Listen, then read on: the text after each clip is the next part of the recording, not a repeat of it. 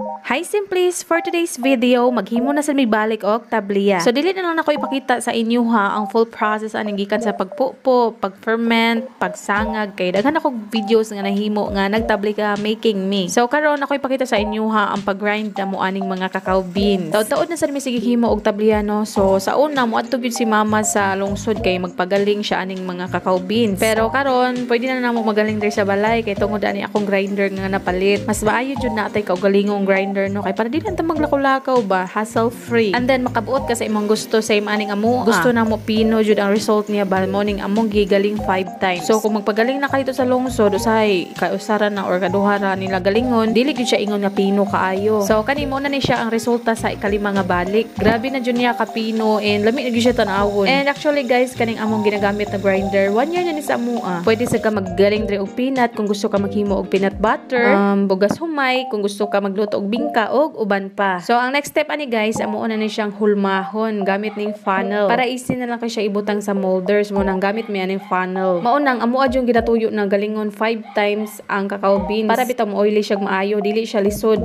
ibo-bo sa molder kay mo flow ra siya. Makalingaw biyan in trabaho guys, pero kailangan lang jud mo og presence of mind kay kung dili nimo mabantayan, mo overflow gyud siya sa molder. Ang function ani na funnel na siya open and close, pull and push. Simple ra kayo no, pero say makalibog jud. Pero dali ra man pud siya. So inani ra mi ka simple maghimo og tablia guys. Lain naman jud tag proseso sa paghimo og tablia no, labi nag homemade. So depende na siya sa mga gamit na atong gamit. So kami nangita lang jud mig easy way nga mapadali ang amuang trabaho. Pero kaning amo ang mga ginagamit, ginapalit lang gud namo sa online. Kaning grinder, molder, funnel, in-order na namo online. And ang naka-advantage pud sa amo guys na ami kaugalingong cacao farm. Kung gamay ra amo ang mapupo na bunga, mo na time na makahimo mig tablia. Kay ginakumpra na ron og mahal ang liso sa cacao. That's why after na mag-harvest, ibaligyan na namo diretso ang mga liso sa cacao. Mauning panagsa na lang jud kayo may makahimo og tablia. So after na mag-molding guys, amo na siya ibutang sa ref para i-chill. Para dali na lang siya mugahi ba ini kaugman na mo na siya tantangon sa molder. Kay kung dili man gud mo siya pabugnawon, dugay kina siya mauga and lisod kita tangon sa molder. And mo na siya kinabukasan guys, sumana na mo siya